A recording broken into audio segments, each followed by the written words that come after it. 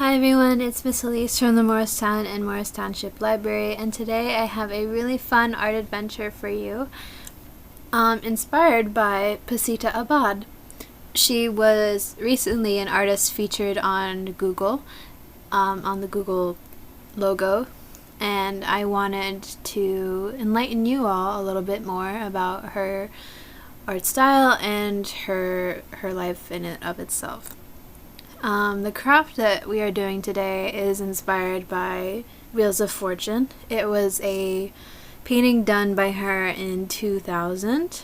It is located with a private owner. Somebody bought it after she passed away. And it is only about 20 years old, which is kind of interesting because it is really new for a piece of artwork that we're talking about. It is painted with oil on canvas, but Abad, this was a bit of a different medium for Abad. She usually worked with other types, but Abad is really influential because she is an educated artist. Most artists who became successful were usually educated, but educated under an apprenticeship or went specifically to an art school to study straight out of the boat. But Abad is highly educated in various different things. She grew up in the Philippines, where she studied political science before moving to the USA to study law, but ended up with a master's in Asian studies instead. It wasn't until she moved to Washington, D.C. that she actually began to study art at an actual art school before moving to New York, where she studied under the Arts League. So she is a highly educated person, which is amazing to find in an artist and really quite rare nowadays because you don't see that many people who are going into the arts field after trying to pursue something very, very different. It also makes her really, really important because she is highly educated, so therefore she is much more aware about a lot of different things going on in the world today. But she is also really important because she creates her work with a lot of political and societal meaning behind them. The works such as Filipina, a racial identity crisis, holds a lot of meaning because it involves various different things on various different levels. Abad herself is from the Philippines, therefore a Filipina, which is a group of islands in Southeast Asia which have been conquered numerous times by both the Spanish and the United States. And the entire country in and of itself lives with quite a large identity crisis.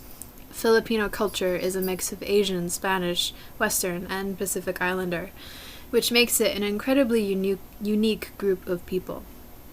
But it also means that they feel incredibly out of place in much of society because there's not one group of people other than Filipinos themselves who are quite like them.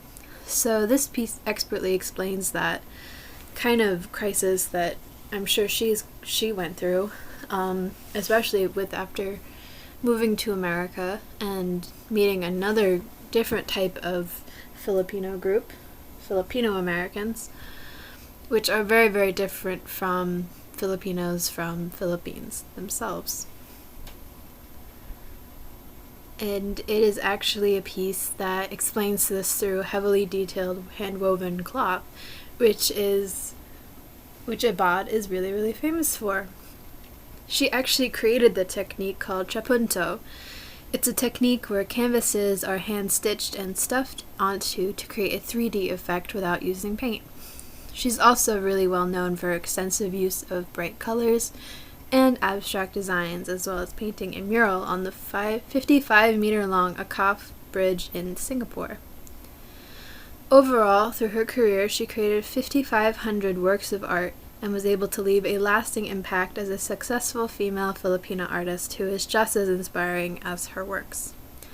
So, with that in mind, let's get into our really fun circle craft for today. So the items you're going to be needing for this craft today are pretty standard.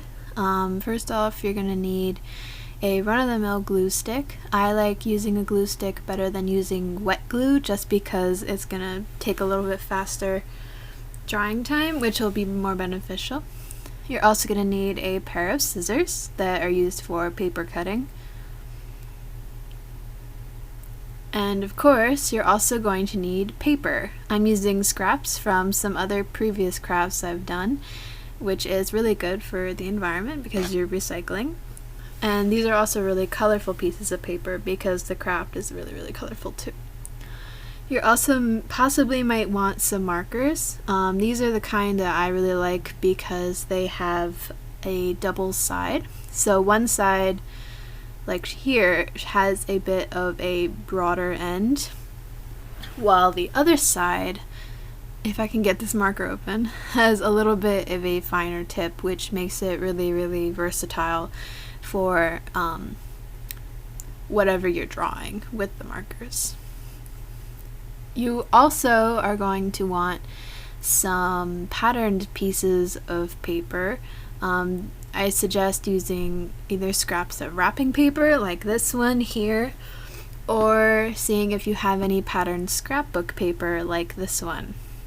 They're just going to add a bit more texture and depth to your collage. And you're also going to possibly want some magazine clippings. I recommend using something with a pattern or things that you like ravioli. That way you get a bit more of a texture with our collage. So what I'm doing here is I'm just cutting out all of the things in the magazines that really, really strike me.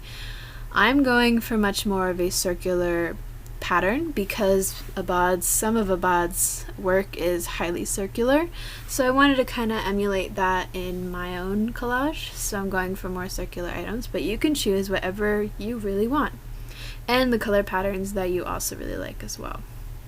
And once I have all of my pieces, I'm going to arrange them by putting them on this piece of scrapbook paper, and I'm arranging them in such a way where it kind of goes from one color scheme to the next color scheme, so that way it kind of flows a little bit better with my collage. And I'm using the glue stick to stick everything down. Layering is also a really, really good option here too. It makes the collage look a little bit better. And this is my finished product. Overall, it looks a little bit chaotic, but Abad's work is also very chaotic, so it's very on brand. As you can see, I kept with my statements about the color schemes, and I have all of the red kind of stuff on this side and all of the green on this side. So having this one piece in the middle that kind of branches the two together, it creates a bit more of a flow. I also have these circular kind of shapes around the outside, which brings into the theme of the circles that I have throughout my work in order to represent that kind of circle of life pattern. But your collage can mean whatever you want it to mean to you, because it's going to be really, really special no matter what you create. I really hope you guys enjoyed this video this week, and I really hope you guys enjoyed making your own collages inspired by Pacita Abad. So I'll see you next week with another really fun craft, and I hope you guys have a good week. Bye!